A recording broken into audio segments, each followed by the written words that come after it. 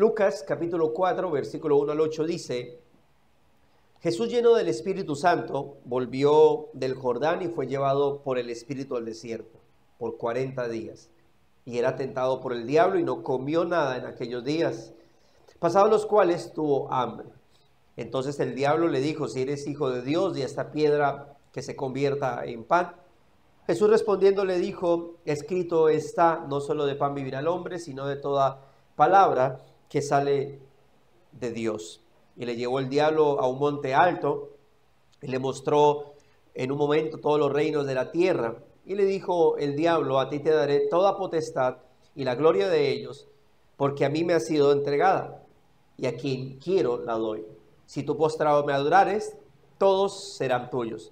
Respondiendo Jesús le dijo: vete de mí, Satanás, porque escrito está, al Señor tu Dios adorarás y a Él solo servirás.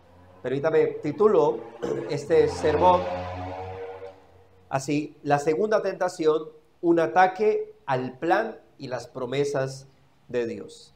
Un ataque, la segunda tentación, un ataque al plan y las promesas de Dios. Ya sabemos, hermanos, que la tentación de Jesús es uno de los momentos más importantes del Evangelio de Lucas, porque es en este escenario en donde se va a definir si el Mesías es suficiente para poder llegar a ser el Salvador de los pecadores.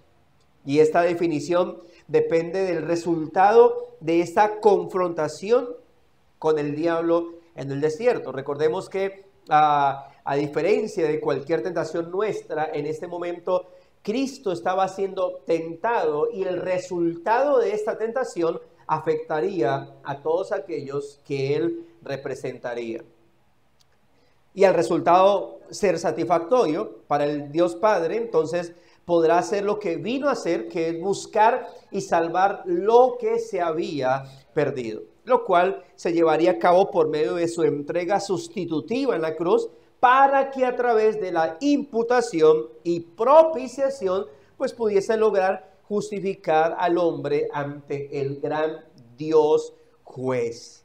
Recordemos también que aunque las tentaciones de Jesús en el desierto fueron únicas, lo que decía ahorita en un sentido teológico, porque era necesario o era un paso necesario en la redención del pecador, sin embargo, como mencionamos también hace 15 días, en términos prácticos son también aplicables a cada creyente, y esto por dos razones principales que están entrelazadas la una con la otra. Lo primero es porque la estrategia del diablo ha sido la misma desde el jardín del Edén, desde el tiempo que empezó a tentar. La estrategia del diablo ha sido la misma. Por ello el propósito de Satanás siempre ha sido destruir nuestra comunión con el Señor. Ahora, en el caso de los creyentes, destruir nuestra comunión con Dios, obviamente no lo puede hacer totalmente, pero sí de manera ocasional, ¿sí? Y esto lo hace al seducirnos y hacernos dudar del amor de Dios en circunstancias probablemente que no sean, pues, obviamente muy agradables para nosotros. Lo cual es una tentación que apunta a la mente para hacernos dudar, tal como lo hizo con Adán y Eva en el jardín del Edén, con esa pregunta, ¿no? Con que Dios le dijo: no, no es cierto que eso será así. En el sermón anterior hablamos de aquella temeridad y necedad diabólica de querer causar una división en la Trinidad, en este caso entre el Padre y el Hijo, ¿no? Y hacer que el Hijo pues se desprendiera de la guía del Espíritu Santo.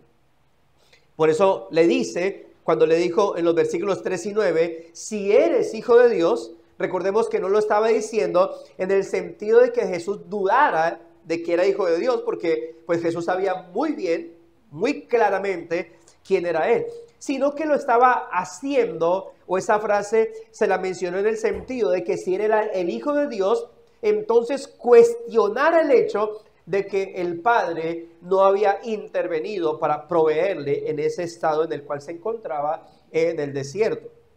No obstante, Jesús se enfrentó a esa tentación como verdadero hombre y representante de la raza humana, ya que venía a identificarse con el hombre para morir en el lugar de él con el propósito de redimirlo y salvarlo. Y para que donde el primer representante, Adán, fracasó, Cristo, segundo representante, postrer Adán, venciera para poder realmente redimir y salvar al hombre perdido.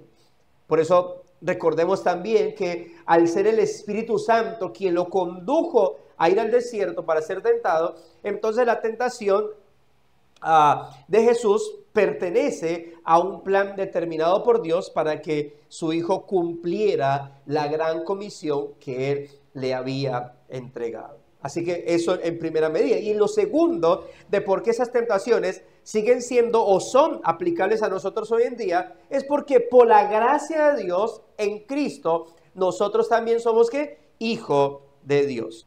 Ahora, en el caso de Jesús y en el caso de nosotros, es como producir una división en nuestra relación y comunión con el Padre. Por ello, Satanás sigue hoy persiguiendo a la iglesia como lo ha hecho siempre, de tal manera que hacemos bien, hermanos, en aprender los principios que nos enseña el texto para nuestra propia lucha. Recordemos, como dice Pablo en Efesios 6:12, que nuestra lucha no es contra sangre y carne, sino contra principados, potestades, gobernadores de las tinieblas de este siglo y contra huestes espirituales de maldad en las regiones celestes. Es decir, nosotros tenemos una lucha como iglesia, una lucha espiritual constante, de la cual, hay que decirlo, parece que a veces no somos, o la iglesia no es muy consciente, y cuando los que son conscientes, pues la luchan de otra manera, ¿sí? Pero hemos dejado en claro, por lo menos dentro de nuestro contexto bíblico protestante reformado, que sí hay una lucha espiritual, que debemos batallarla, que debemos pelearla, como a través de una vida íntima de comunión con nuestro Señor.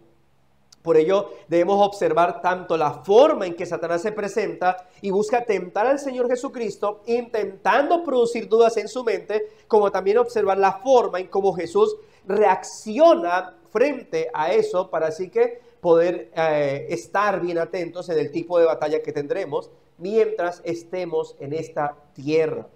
En ese sentido, hermanos, el uso oportuno, como ya lo vimos hace 15 días o en el sermón anterior, el uso oportuno y preciso de la espada del Espíritu Santo, que es la palabra de Dios, es lo que se destaca en cada defensa y contraataque que Jesús hace en su enfrentamiento con el diablo. Cada tentación fue contrarrestada, como leímos, por el Hijo, por medio de la autoridad y la suficiencia de la palabra de Dios. ¿Y qué nos enseña esto? Que debemos estar preparados adecuadamente en el conocimiento de las Escrituras para usar la palabra del Espíritu de una forma correcta y en el momento oportuno. Siempre la frase va a ser: con que Dios les ha dicho, ¿sí? Así tal cual como empezó en el Edén, o distorsionando el mensaje como lo quiso hacer con el Señor Jesús. Ahora, ya vimos entonces que en su primer ataque, Satanás, ¿qué buscó? Hacer dudar a Jesús de la provisión amorosa del Padre. Que el problema no era convertir piedras en pan. El problema era que estaba llevando a Jesús a adelantarse o a ser independiente de la provisión de Dios, que fue exactamente lo que hizo con Eva en el jardín del Edén. Y donde lamentablemente tanto a Eva como a Adán se les olvidó que estaban en un mundo perfecto, lleno de muchos árboles frutales, sin relación con el pecado, sin tener falta de nada, pero empezaron a dudar de la provisión amorosa de Dios solamente porque no podían participar de un solo árbol o del fruto de un solo árbol.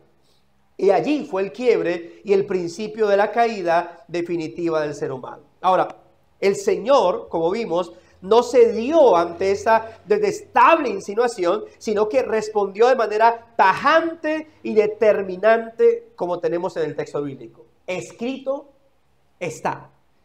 Y si para Jesús no solo de pan vivirá el hombre, sino de toda palabra que sale de la boca de Dios, entonces indica que hay una satisfacción superior en lo que Jesús deja establecido. Por ello, más adelante, a través de su ministerio, ¿qué nos enseña el Señor? Frases como esta: para eso he venido al mundo, para hacer su voluntad. Mi comida y mi bebida es que haga la voluntad del que me envió. Mis palabras no son mis palabras, sino las que me envió, de Dios. Así que para Jesús, hacer la voluntad de Dios estaba por sobre todas las demás cosas. La pregunta es, para recordar un poco en reflexión, ¿es ese el ejemplo que estamos siguiendo?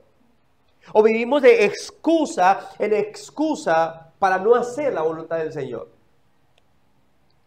Porque todo lo que yo hago en esta tierra, mis amados hermanos, debe tener como finalidad hacer la voluntad de nuestro Dios y Padre. Y eso lo tenemos ¿en dónde? Plasmado en la palabra del Señor. Por eso la aplicación práctica de la enseñanza del primer ataque fue que debe ser una satisfacción para nosotros el andar en la voluntad del Señor y no dudar de su provisión. Porque nada puede ser más importante que ello. Hacer, ¿qué cosa? La voluntad de Dios. Los creyentes fuimos redimidos y perdonados de nuestros pecados precisamente para eso, para ser libres en cuanto al servir a nuestro Dios y hacer su voluntad. Lo cual obviamente debe ser nuestra meta más allá de las necesidades materiales inmediatas. Por supuesto, la estrategia y el propósito de Satanás siguen siendo los mismos. Destruir el plan de Dios. Y eso es lo que vamos a ver con esta segunda tentación, este segundo ataque del enemigo. Como en su primer ataque, el diablo entonces fue avergonzado por el Señor Jesucristo. El diablo, cual bestia terca, no se queda quieto y lleva entonces a cabo un segundo ataque. Pero esta vez con el fin de hacer dudar a Cristo del perfecto plan del Padre y hacerlo dudar de las promesas que ya habían sobre él. Recordemos una vez más, Lucas 4, vamos a leer nuevamente, versículos 5 al 8. Lucas 4, versos 5 al 8. Y le llevó el diablo a un monte alto y le mostró en un momento todos los reinos de la tierra y le dijo el diablo: a ti te daré toda esta potestad y la gloria de ellos, porque a mí me ha sido entregada y a quien quiero la doy. Él sacando pecho, ¿no? Si tú postrado me adorares, ¿qué dice? Todos serán tuyos. Respondiendo Jesús le dijo: vete de mí, Satanás, porque escrito está: al Señor tu Dios adorarás y a Él solo servirás. ¿Qué dijimos? Que en este caso el segundo ataque está enfocado a hacer dudar a Cristo del plan perfecto del Padre. Algo que se puede notar es que en las tres tentaciones ahí siempre vamos a ver una pizca de verdad, porque el resto es mentira. Y recordemos que Satanás es padre de mentiras.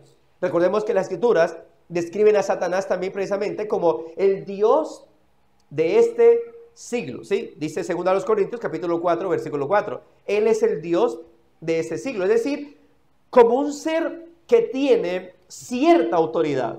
Una que si la tiene es porque Dios mismo se la ha concedido.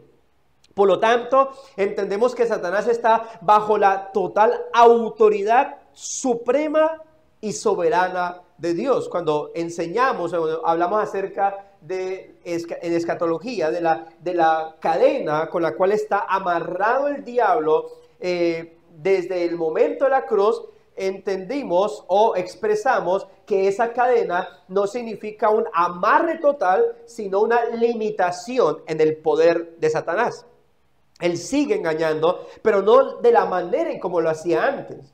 Ahora, esta autoridad, por eso mencionamos, está limitada, ¿verdad? Esta autoridad limitada que Dios le ha concedido, la vemos plasmada, ¿en dónde?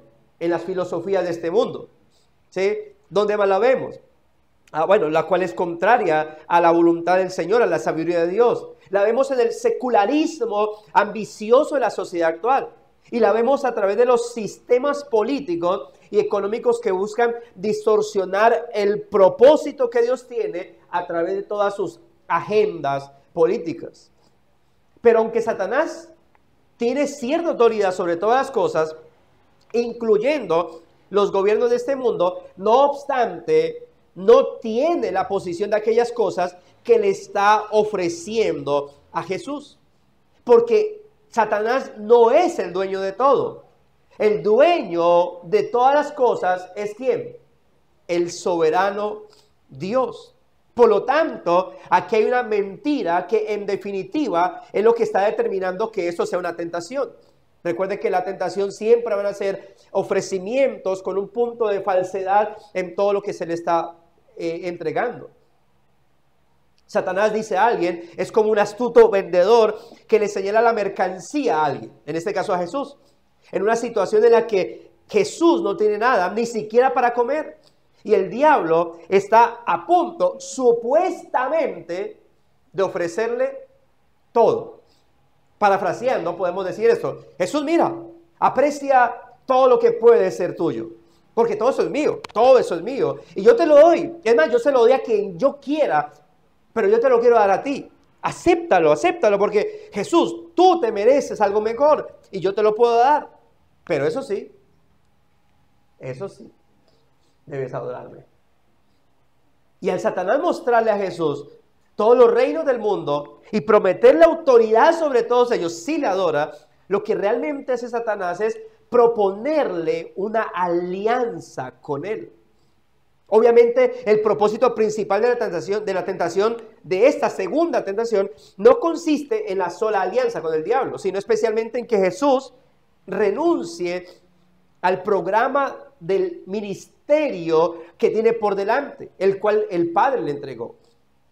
Ahora, parece que ceder a esta tentación puede evitar sin duda alguna el rechazo y el sufrimiento de la cruz, el rechazo de las personas por hacer la voluntad de Dios y el sufrimiento de la cruz, y conseguir así lo que llamaríamos un rápido acceso al poder. ¿No? Ha pasado en los trabajos como en algunas empresas te pueden ascender de puesto siempre y cuando accedas a alguna oferta de los grandes, ¿no? Pero estas ofertas tienen que ver con si son las mujeres, inmoralidad, si son los hombres, hacer chanchullo. Entonces, tú puedes pasar, no tienes que entregar o dar tanto o esperar tanto tiempo para escalar, tú puedes pasar rapidito, pero hay que hacer chanchullo. O me tienes que dar esto, o me tienes que dar aquello. Eso es lo mismo que está haciendo Satanás en este momento. En otras palabras, Satanás le está ofreciendo a Jesús que tome un atajo para no seguir todo ese plan tan largo que el Padre le había preestablecido desde antes de la fundación del mundo. Y por eso note lo ridículo de la tentación. Porque en el plan de Dios, escuche esto, para Jesús, todos los reinos del mundo ya le habían sido prometidos desde antes, desde el pacto de redención, desde ese pacto, desde ese acuerdo intertrinitario llevado a cabo antes de la fundación del mundo. Y algo que fue escrito 1000 años antes de Cristo, en el Salmo capítulo 2. Note lo que dice ese Salmo 2. Y si quiere acompáñenme allá, por favor. Salmo capítulo 2, versículos 7 y 8. Dice: yo publicaré el decreto. Jehová me ha dicho, mi hijo eres tú, yo te engendré hoy. ¿Y qué dice? Escuche: pídeme y te daré por herencia, ¿qué cosa? Las naciones, y como posesión tuya, los confines de la tierra. Y esto es exactamente, hermano, lo que el Padre declaró de Jesús en su bautismo. Recordemos: tú eres mi hijo amado, en quien tengo complacencia. Mi hijo eres tú, yo te engendré hoy. Pero note lo que a Cristo se le había prometido. Entonces lo que Satanás ha estado ofreciéndole a Jesús es algo que por derecho propio a Jesús ya se le había prometido. Note el engaño, note la maquinación del maligno. Es algo que en un momento determinado, según el desarrollo del plan de Dios, Cristo, lo iba a tomar para sí. Entonces todo lo que le ofrece engañosamente Satanás a Jesús, él lo tendría porque así el Padre ya lo había determinado en su plan perfecto. De hecho, una de las palabras en Mateo 28, 18, antesito de la ascensión, Unas palabras de Jesús es, diciéndole a sus discípulos es, toda potestad me ha sido dada en el cielo y en la tierra. Jesús sabe que no recibirá esta recompensa a través de una alianza con el diablo, ni por medio de renunciar al plan determinado del Padre, ni renunciando al sufrimiento de la cruz. Jesús recibirá su recompensa haciendo la voluntad del Padre que lo había enviado. Y es por eso que la segunda tentación, como lo dijimos, es un ataque ¿a qué? Al plan de Dios y las promesas del Señor. Pero de seguro, ahí estaba Satanás insistiendo. Jesús, pero no tienes que esperar tanto. No tienes que someterte al hostigamiento y aborrecimiento de la gente. No tienes que sufrir para obtener todos los reinos del mundo. No es necesario experimentar la vergüenza de la cruz. Todo esto te lo ofrezco, lo puedes obtener ya. Solamente tienes que hacer algo. Póstrate y adórame. Nada más. Eso tenía que hacer Jesús. Hermano, sin duda, Satanás estaba tentando a Jesús a dudar del plan divino, perfecto del Padre. Y todo para hacerse de poder y autoridad. Sobre todo, pero renunciando a la comisión del Padre que el Padre le había dado. Es decir, Satanás le prometió a Jesús, o le estaba prometiendo a Jesús, la corona sin necesidad de la cruz. Eso le estaba prometiendo el diablo a Cristo. La corona, pero sin necesidad de la cruz. La victoria sin necesidad del sufrimiento. Supuestamente. Obviamente recuerden que todo eso es parte del engaño del enemigo. No obstante, la redención que Jesús lograría no vendría sin que antes experimentara la humillación y el sufrimiento de la cruz. Porque Jesús tenía que pagar lo que aquellos que Él vino a representar debían al justísimo juez. Y como la paga el pecado de la muerte, entonces Jesús tenía que experimentar ¿qué cosa? La muerte. Para que solo en Jesucristo pudiésemos nosotros, pecadores, encontrar vida. Ese era el plan determinado y perfecto del Padre. Luego entonces, Jesús sería embestido de toda potestad y de toda autoridad sobre todo lo creado. El Padre le exaltaría hasta lo sumo, como dice la palabra. Podemos ver entonces que nuevamente, ¿qué busca Satanás? Causar división entre el Padre y el Hijo. Lo cual obviamente, hay que decirlo, es tontísimo e insensato. Pero como dijimos hace el sermón anterior, hermano, miren la maldad del diablo. Si fue capaz de hacer eso con el Hijo, ¿qué esperamos nosotros? No espere, como ya hemos dicho en alguna ocasión, no espere que Satanás diga, ay, pobrecito, Pepito, no, ya lo he atosigado mucho, no, ya está, lo veo como acongojado, lo voy a dejar quietecito. Hermano, su objetivo es destruirte. El objetivo de Satanás y los demonios es destruir a quien se le atraviese y quien quiera supuestamente buscar algo de Dios. Por eso la estrategia del enemigo sigue siendo la misma. Y como mencioné con la anterior tentación, eso también tiene que ver con la manera en cómo hoy en día el diablo sigue haciendo las cosas contra nosotros, la iglesia del Señor. Por ello las insinuaciones insidiosas de Satanás siguen causando estragos en la vida de los creyentes hoy. Y evitar como sea el sufrimiento, pues es precisamente lo que el diablo está ofreciendo. ¿No es más chévere? Por eso un evangelio en donde a usted le enseñen que no hay que sufrir, sino que todo es bonanza y prosperidad. Y eso más cuando estamos dentro de una nación que todavía permite la predicación del evangelio. Porque no queremos sufrir, no queremos pasar por ningún tipo de aflicción a causa del cristianismo. Sumado a eso, vivimos en una sociedad hedonista. ¿Qué es eso? Una sociedad que busca el placer y el deleite personal como principal objetivo en su vida. Es decir, el objetivo es ser feliz a costa de lo que sea. Y a esto no escapamos los creyentes, porque muchas veces la búsqueda del placer y el deleite terrenal, pues es mucho más fácil de poder tomar como filosofía de vida sin que a veces ni siquiera nos demos cuenta. Y por eso es que es tan popular, hermano, este falso y materialista evangelio de la prosperidad, para que supuestamente las personas puedan venir a Cristo. ¿Qué más fácil decir? Ven a Cristo, que Él te va a dar todo, o ven a Cristo, pero tendrás que padecer por causa de Él. ¿Cuál es el mensaje más agradable? Ven a Cristo, pero si quieres vivir para Él, padecerás persecución y aflicción. O ven a Cristo y Él te va a solucionar todos tus problemas. Pero ante esa tentación, no podemos ignorar el hecho de que el plan de Dios es llegar a la gloria eterna, pero como dice la Escritura, por medio de aflicciones. El apóstol Pablo, por ejemplo, en Hechos 14, 22, escuche lo que dice Lucas en Hechos 14, 22, dice que Pablo, confirmando los ánimos de los discípulos, exhortándoles a que permaneciesen en la fe y diciéndoles, es necesario que a través de muchas tribulaciones entremos en el reino de Dios. ¿Cuándo le dijo esto? Cuando hace unas horas, ¿qué había pasado con Pablo? Lo habían apedreado y lo habían dejado casi muerto. No le hicieron nada más, es porque dijeron, lo matamos, y se fueron. Pablo se levanta, se sacude, va donde los discípulos que estaban encerrados y dijeron, sigamos adelante, firmes. Por tanto, lo que la Escritura define respecto al caminar del creyente es que nosotros vamos a ser moldeados en esta tierra, pero ¿a través de qué?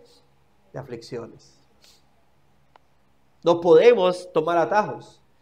Sin duda, el seguir a Cristo nos llevará tarde o temprano a las aflicciones de parte de este mundo. Ya de por sí estar en este mundo es una aflicción. ¿Por qué? Porque constantemente nos está mostrando u ofreciendo cosas que no son, ¿qué? Agradables al Señor. Y esto no debe ser algo extraño para la iglesia. El apóstol Pedro, a quien le escribió, le dijo, no se extrañen cuando se hallen en diversas pruebas. No se extrañen, eso es normal. Ahora, aquí hay algo lamentable, porque hoy en día tenemos más recursos que nunca en la historia de la iglesia. ¿Y qué es lo lamentable?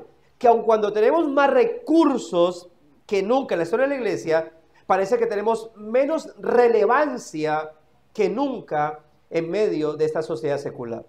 Lo cual debe ser algo que nos inquiete en gran manera y nos lleve a detenernos y reflexionar de manera profunda respecto al impacto casi nulo a veces que tenemos en la sociedad. ¿Y por qué? Porque probablemente esto se debe a que no estamos haciendo la voluntad de Dios. Una vez donde, como dijo Cristo, mi comida, mi bebida es hacer la voluntad de Dios. Es hablar las palabras del Señor. Por eso, mis hermanos, deberíamos reflexionar. ¿Será que estamos demasiado cómodos, así como estamos viviendo, y por ello nuestro testimonio es demasiado tímido e indeciso, al punto de parecer no estar interesados en ser luz en medio de tinieblas? ¿O será que estamos más bien buscando evitar la aflicción en todas sus formas? Y por eso ni siquiera queremos que se hable de persecución a la iglesia, de sufrimiento o aflicción de los creyentes. Dios, hermano, nos guarde llegar a ser como esas falsas iglesias materialistas que solo quieren que se les hable de prosperidad, paz terrenal, estabilidad emocional y nada de esas cosas negativas de persecución eclesial. No obstante, mis hermanos, la iglesia está sufriendo por causa de Cristo en muchas partes del mundo. O sea, por mucho que usted diga, no, yo quiero que hable de paz y amor, paz y amor. Hermano, la iglesia está sufriendo en muchas partes del mundo. Ah, sí, dirá alguien, sí, pastor, pero eso es porque les falta fe. Fijo. No, mis hermanos, no. Eso fue lo que Cristo mismo aseguró para la iglesia en este mundo, junto con su siempre compañía y respaldo espiritual. ¿Qué dijo Cristo? En el mundo tendréis aflicción, Pero confiad, yo he vencido el mundo. Sin duda padeceremos, hermanos, porque la cruz precede a la corona de gloria. La cruz precede a la corona de gloria que nos dará el Señor. Por eso, mis hermanos, no se dejen engañar por aquellos meros profesantes del cristianismo que predican desde el púlpito o ahí desde el oído a cada persona, dando a entender por su estilo de vida que la vida cristiana debe ser color de rosa, que la vida cristiana todo debe ser chévere, hermosísimo, sin aflicciones, porque si no, eso entonces es maldición y falta de fe. Mis hermanos, no se amolden ni se acomoden a este mundo como si fuera su casa, porque este mundo no es su casa. Nosotros aquí somos extranjeros y peregrinos. Nuestra casa está más allá del sol. Por lo tanto, no venda, hermano, no venda su testimonio en Cristo, solo para poder recorrer un supuesto camino fácil que en realidad solo conduce a la destrucción. En la historia del progreso del peregrino, en alguna ocasión él iba con su bulto de pecado hacia la cruz y se encontró el sabio mundano. El sabio mundano le dijo: por ese camino es mejor. El sabio mundano: este camino es más chévere, llega más rápido. Él dijo: uy, sí, es lo que necesito porque el que me pintaron es muy difícil. Y por allá estaba vuelto nada, ya casi muerto. Apareció el personaje llamado Evangelista y le dijo: ¿qué haces acá? Te dije que yo era por aquí. ¿Te dije yo que era por aquí? Dijo: no, es que sabio mundano me dijo que era por acá. No. Y le tocó devolverse. ¿Por qué? Porque claro, queremos el camino más fácil, el camino donde todo el mundo nos acepte. ¿Sabes cuántas personas se les ha predicado el evangelio y dicen: me gusta, muy bonito, muy lindo, pero me ha traído problemas con mi pareja, me ha traído problemas con mi familia, me ha traído problemas con mis amigos? No, y yo no quiero, no soy capaz. Y deciden irse en contra o ir por otro camino. Hermanos, hoy más que nunca es necesario recuperar esa valentía de los primeros cristianos, que primero no se dejaron intimidar frente a la oposición religiosa judía, y segundo, frente a la demanda del César, el rey de Roma, porque tanto en uno como en otro caso determinaron seguir a Cristo sin transar con los principios revelados en la palabra de Dios. Esos creyentes no relativizaron los principios bíblicos. No nos vieron como que sí, pues eso es bueno, pero hay que ser fiel, pero pues no tan allá, porque tampoco hay que ser extremista, religioso. Ahora, esta semana estamos hablando de una señora, ella es católica, muy llena de economía, criada en ciertas religiones, y nos decía: yo creo que lo importante es creer en Dios. ¿Usted qué cree, pastor? Yo creo lo que la Escritura dice. Y la Escritura está en contra de lo que usted dice. ¿Qué dice la palabra del Señor? Pero a veces pareciera que nos diera temor y callamos. No, pues yo estoy buscando al Señor en tal secta, en tal otra. Y uno: bueno. No, lo importante es que ame a Dios con todo el corazón. Lo importante es hacerlo con fe. Lo importante es eso. ¿Y entonces qué pasa con nuestro testimonio? Hacia abajo. ¿Qué pasa con el testimonio? Es luz en medio de tinieblas. No estás alumbrando a nadie.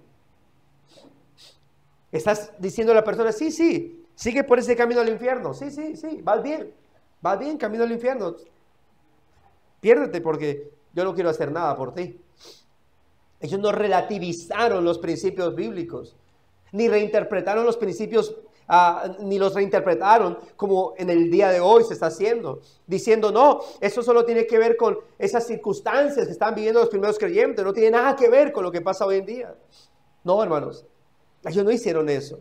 Hoy más que nunca no es tiempo de relativizar los expresos mandamientos de Dios. o enfatizar unos en medio de otros solamente por conveniencia. Hermano, que el Señor nos ayude a tener cuidado con eso, simplemente por evitar la persecución o la aflicción o el rechazo por ser creyentes radicales. Si nosotros hacemos esto, hermano, ¿qué van a pensar los gobiernos del mundo? Que son los que nos han dictado las pautas de cómo vivir o lo que están haciendo. Incluso vendiéndose hoy en día a las iglesias y diciéndole a las iglesias lo que tienen que hacer, cuando en realidad no tiene autoridad sobre la iglesia, porque la autoridad sobre la iglesia la tiene solamente Cristo. Pero cuando la iglesia ha callado y han dejado que el gobierno entre, es por eso que en muchos países hoy en día la iglesia está ensimismada, está arrinconada y solamente puede hablar lo que estos gobiernos les dejan hablar. Pero eso no fue así de la noche a la mañana. La iglesia cayó, la iglesia dejó permear. Pero aprendamos de Cristo, hermanos, que no transó con el plan del Padre y nunca doblaría su rodilla delante del enemigo, que jamás cedería para hacer una alianza con el mentiroso engañador. Versículo 8. ¿Cuál fue la respuesta de Cristo? Vete de mí, Satanás, porque escrito está, al Señor tu Dios adorarás y a Él solo servirás. No hay más digno de ser adorado sino solamente Dios, y tú eres el que lo debes adorar y tú eres el que le debes servir. En otras palabras, lo que podemos interpretar es que el Señor Jesús le dijo al diablo, no es el camino fácil el que yo voy a tomar. No, yo ya tengo un plan en mi mente y en mi corazón, y es el que el Padre estableció, y voy a seguir ese plan. Pero en ese camino hay desprecio y sufrimiento, sí, pero yo lo voy a seguir. Pero en ese camino hay humillación, sí, pero yo lo voy a seguir. Y no voy a tomar ningún atajo para poder tener lo que ya me corresponde por derecho mediante promesa. Hermanos, nosotros, al igual que Cristo, tenemos promesas. Bueno, ¿las tenemos en quién? En Cristo. El Señor nos ha prometido, hermano, una vida maravillosa, gloriosa. Ahora, mientras llega ese tiempo, mientras llega la eternidad, el Señor ha prometido ampararnos y acompañarnos aquí en medio de las aflicciones. Y nosotros debemos aferrarnos a esas promesas. El problema es que el diablo lo que busca es que tomemos atajos. Por eso, hermanos, con esa frase, yo te daré todo esto si postrado me adorares. ¿Qué significa esto? Bueno, es un asunto de adoración. ¿Qué quiere el diablo para sí mismo? Adoración. Adoración. La cual le pertenece solo y exclusivamente a nuestro Dios. Pero el diablo la quiere. Y cuando buscamos satisfacción en la comodidad, en la facilidad o en la gratificación inmediata, podemos estar haciendo ídolos de esas cosas y podemos terminar inclinándonos ante ellos para adorarlos y de manera implícita estar siguiendo el plan de Satanás. ¿Por qué? Porque preferimos nuestra comodidad a la aflicción por causa de Cristo y su evangelio. Mis hermanos, debemos estar firmes, porque la iglesia está viviendo en medio de una sociedad cuyos gobiernos seculares quieren total autoridad y preponderancia sobre incluso la misma iglesia, para que ella tenga que ceder frente a sus peticiones y sus demandas. Los gobiernos dirigidos por demonios de este mundo buscan que la iglesia termine arrodillándose frente a ellos y sus macabras ideologías progresistas de moda, las cuales buscan imponer de manera totalitaria, no solamente en la sociedad, sino también en la iglesia. Mis hermanos, realmente estamos llegando a un punto en el que vamos a tener que definir a quién seguimos. Y eso nos va a llevar a un costo, a pagar el costo de ello, hermano. Por eso tengamos cuidado con doblar nuestra rodilla delante de los poderes terrenales, ofrecimientos mundanales, porque detrás de los ídolos que nos hacemos nosotros está Satanás y los demonios. influenciando. El mismo que le dijo a Jesús, si postrado me adorares. Pero si eso se lo dijo a Cristo, ¿no nos lo está diciendo a nosotros? Claro. El problema es que como no le escuchamos audiblemente, pero cada vez que la iglesia o que aquellos que profesan cristianismo ceden a las ideologías de este mundo, ¿qué es lo que están haciendo sin darse cuenta? Postrándose ante los ofrecimientos de Satanás. Hermanos, pero si Cristo no se postró, tampoco nosotros. Así esto implica aceptar las consecuencias de ser fieles a Cristo antes que a los hombres. Y las consecuencias son aflicción. Las consecuencias son persecución.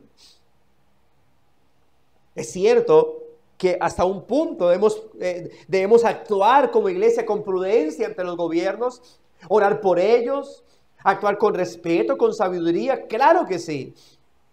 Pero que eso en realidad, hermano, no sea cobardía y negligencia de llevar en alto el nombre de Dios y Cristo. Porque, mis hermanos, llegará un momento donde se nos prohíba predicar con fidelidad las Santas Escrituras. Y cuando eso pase, ¿qué haremos? No, pues no la prediquemos, hay que ser prudente, sabio, hay que preservar la vida.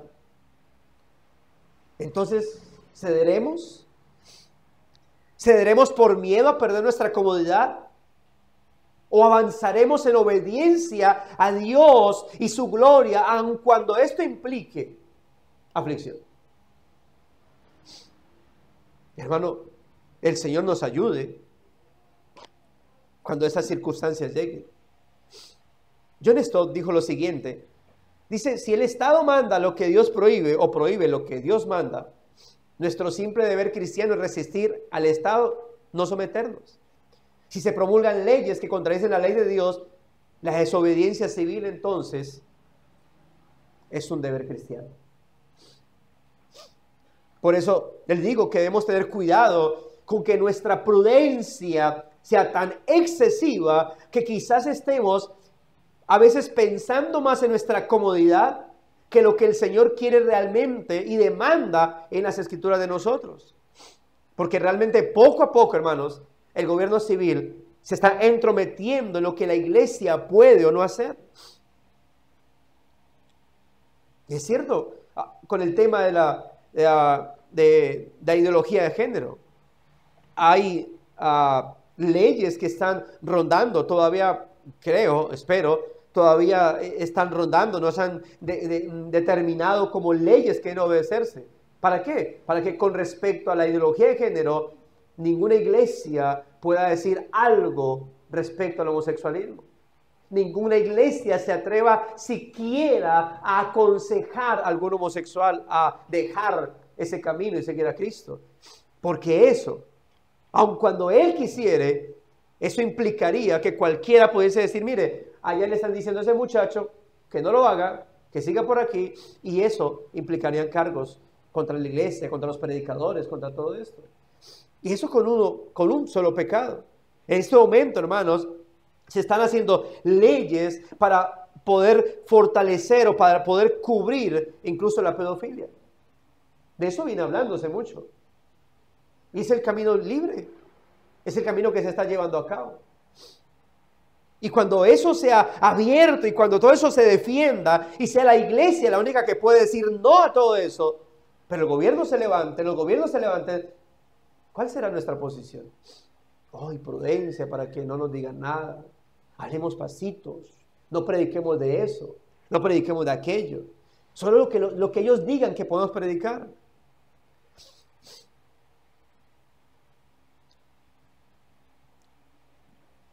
Los cristianos deben tener cuidado con la tentación de perder la fe y la confianza en el plan perfecto de Dios.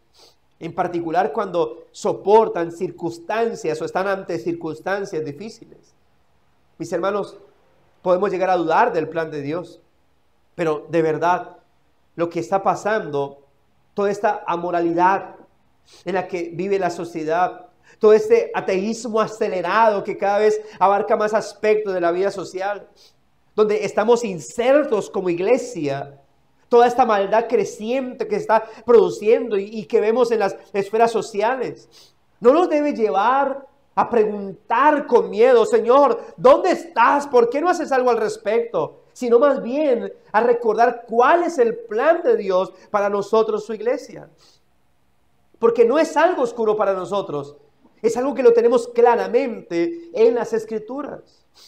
Es cierto que la maldad va a aumentar, que la apostasía va a continuar, que las tinieblas van a seguir creciendo en la sociedad, pero el plan de Dios en Cristo fue venir primero a establecer su reino y luego que Cristo regrese, vendrá a juzgar a todos aquellos que no se sometieron a su reino eterno. Tal como lo dice Isaías capítulo 2 o Miqueas capítulo 4 y muchos otros versículos. Y cuando Cristo regrese, habrá justicia plena. Cuando Cristo regrese, se reirá de todos aquellos que se rieron de Él por su reino. Hermanos, y que nosotros estemos del lado del Rey, juzgando a este mundo y no siendo juzgados por Cristo. Por ello, hermanos, no perdamos la esperanza en lo que Dios ha prometido en Cristo. No permitamos que el diablo nos haga dudar del plan perfecto de Dios y las promesas que hay para nosotros.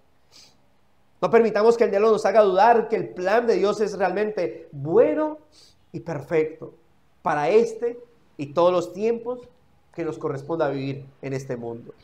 Su infinita sabiduría garantiza que cualquier plan de Dios es absolutamente perfecto y no puede mejorarse. Ya está definido y no va a haber ningún cambio, porque no tiene que cambiar nada. Sus planes son maravillosos y perfectos. Lo mismo así, los planes para con su iglesia. Por eso Jesús responde con la suficiencia y autoritativa palabra de Dios. Una vez más, vete, Satanás, porque escrito está: al Señor tu Dios adorarás y a Él solo servirás. En otras palabras, fin de la discusión. No hay nada más que argumentar. No voy a entrar en debates contigo. Al Señor tu Dios adorarás y a Él solo servirás. Pero ¿qué hace el relativismo de hoy en día? Pues sí, pues no, puede ser, puede no ser. Satanás fue creado para servir y adorar a Dios. Y aunque él planea artimañas con el propósito de producir primero una supuesta división de la Trinidad, lo cual es imposible, como ya lo vimos, y segundo, una división en la iglesia con respecto a su Señor, lo cual también es imposible. Y cuando digo imposible es porque me refiero a la iglesia universal. Satanás no va a poder quitar de la iglesia universal a aquellos que son los elegidos del Padre. Lo puede hacer en una iglesia local, en la cual pueden ocurrir divisiones apóstatas. Pero él no puede desprender a aquellos que están injertos en ese cuerpo de Cristo, mis hermanos. Nosotros tenemos la palabra de Dios, que es la revelación perfecta, inspirada por el Espíritu Santo, y que es por tanto la guía infalible e inerrante para nuestras vidas. La pregunta es, ¿estamos sometiéndonos a la autoridad de las Escrituras de la misma manera en que el Señor Jesucristo se sometió a ellas? Hermanos, ¿estamos usando las Escrituras de la misma manera que el Señor la usó en su confrontación con el enemigo? No se puede relativizar la Escritura. Ella es absoluta y así mismo nosotros debemos usarla. Jesús no dobló sus rodillas delante de nadie, ni de Satanás, ni de ningún hombre, porque esas solo se doblan y se doblaron delante del Dios Todopoderoso. Y ese es el compromiso que nosotros, mis hermanos, debemos renovar como iglesia, como creyentes. No vamos a doblar nuestras rodillas delante de ninguna institución humana, ninguna filosofía, ninguna persona, ningún partido político, ninguna ideología, sino solamente delante de ¿quién? De nuestro Señor Jesucristo. Porque Él es el Señor de la iglesia. Ese es el compromiso que tenemos que renovar en definitiva. ¿Y por qué? Porque ese es el plan de Dios, el plan perfecto de Dios, por el cual fuimos y para el cual fuimos creados para gloria de su nombre. Por ello fuimos restaurados en nuestra condición y nuestra relación con Dios. Por ello fuimos justificados delante del Padre por la justicia de Cristo. Y por ello es ante Él que solamente debemos postrarnos, mis amados hermanos. Recordando que este postrarse, ¿qué significa? Sometimiento en obediencia y sumisión al Señor. Este postrarse significa eso, es someterse. No es un asunto de simplemente doblar rodillas. Es que usted de corazón se somete en obediencia y sumisión a Dios. Postrarse no es simplemente reconocer, sí, Dios es Dios y el diablo es un puerco, ya, amén, estoy salvo. Pero ¿vives en obediencia y sumisión a la voluntad de Dios? Estar de parte de Dios es simplemente insultar al diablo. Estar de parte de Dios y postrarse ante Él es someterse ante Él en sumisión, en obediencia. No lo hacemos ante los hombres, solo ante Dios. Por eso, como dije, necesitamos recuperar este valor de la iglesia primitiva, que aunque inmadura doctrinalmente y habiendo sido perseguida en una u otra forma, no obstante, quienes fueron parte de la iglesia verdadera se mantuvieron en pie delante de los hombres y de rodillas solo delante de Cristo todo el tiempo. Debemos, por tanto, hermanos, pedir. Y no solo pedir, debemos clamar en oración al Señor que nos dé valor, que nos dé discernimiento para tener la capacidad de comprender estas cosas y de saber ver lo que hay detrás de todo esto. Y no caer así en errores manifiestos, producto de ser más bien ingenuos ante este mundo, que creemos que algo bueno nos puede brindar. Recordemos que el Señor era prudente, pero a su vez determinante cuando se trataba del plan y el propósito del Padre. Mis hermanos, esta misma tentación de dudar del propósito de Dios sigue vigente en el día de hoy. Ahora para nosotros, su iglesia. Y la pregunta es, ¿qué métodos estamos usando para avanzar en la vida? Y en las diferentes áreas de la vida, en los negocios, en la iglesia, en la familia, lo social. En cada una de las áreas, hagámonos la pregunta, ¿somos leales a lo que el Señor nos dice en su palabra? ¿O solamente somos excelentes cristianos en la iglesia, en el culto de adoración pública? ¿O estamos tratando de llegar a acuerdos con el mundo para emplear sus métodos, para supuestamente avanzar en el reino de los cielos? Esto lo hemos visto en la escuela dominical.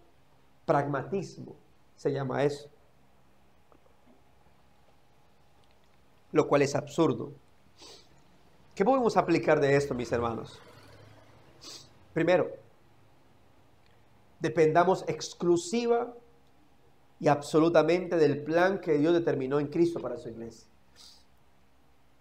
La primera aplicación es, dependamos exclusiva y absolutamente del plan que Dios determinó en Cristo para su iglesia. Hermanos, no estemos buscando ningún atajo para supuestamente no sufrir la aflicción o persecución que este mundo tiene para los verdaderos cristianos. Eso es falso. No hay atajos, hermano. El atajo que tú tomes es hacia el infierno, no para llegar al cielo y evitar la aflicción.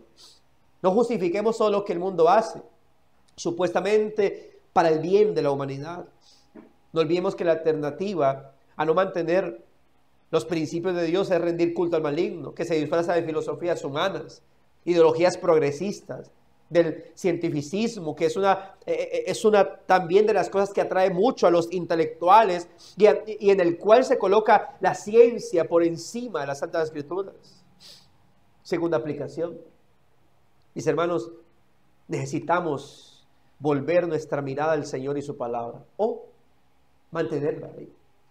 Necesitamos volver nuestra mirada al Señor y su palabra, o mantenerla ahí. Si la tenemos ahí, es un llamado a ser valientes y ser sencillos en nuestra aplicación de los principios a lo que estamos viviendo en el día de hoy. ¿Pero eso implicará aflicción? Sí. ¿Implicará incomodidad en el mundo? Sí. Porque como dijo Pablo, si queremos vivir piadosamente en Cristo, entonces debemos estar dispuestos a pagar el costo que esto demanda. Aflicción. Aflicción, hermano. O callamos para que no nos digan nada, o somos luz y nos atenemos a las consecuencias. Pero, como diría un gran predicador, llamado Steve Lapson, mientras a Dios agrademos, no importa a quién desagrademos. Pero si a Dios desagradamos, ¿qué importa a quién agradamos? Tercero, mis hermanos, debemos renovar nuestro compromiso con el Señor todos los días. Debemos renovar nuestro compromiso con el Señor todos los días. Todos los días es un tiempo para estar delante de nuestro buen Señor. Debemos recordar una y otra vez quién es el Señor y cuál es su plan y propósito. Y cómo nosotros hemos de vivir todo el tiempo en su voluntad, bajo el reinado de Cristo, el cual se vino a establecer. Aun cuando esto, y de seguro, va a tener un costo no agradable para nuestras vidas. No el que quisiéramos, humanamente hablando. Y por ello, hermano, oremos para que el Señor nos dé la fuerza, el valor y el denuedo, como se nos dio a los primeros creyentes, para permanecer firmes ante ese tipo de cosas y seguir hablando la palabra del Señor y mostrando nuestra vida a Cristo. Y cuarto, recordemos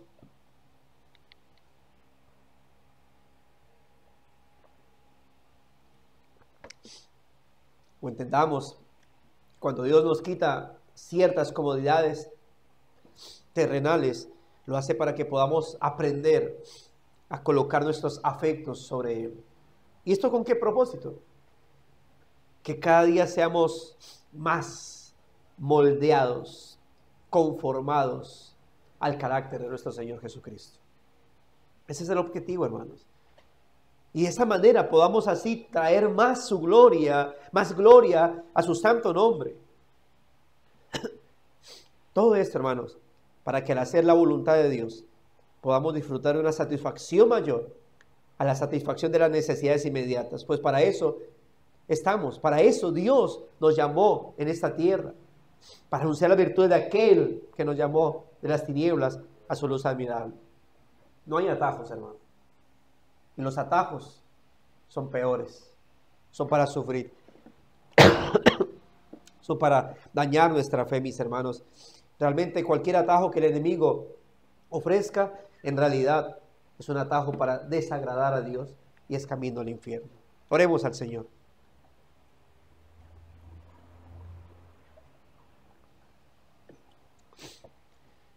Buen Dios y Padre nuestro, gracias por tu palabra, Señor.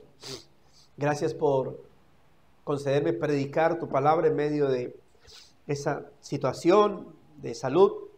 Gracias por la paciencia de mis hermanos, Señor. Gracias por permitirles ser edificados. Os ruego que así haya sido, para que tu palabra corra y sea glorificada, Dios mío.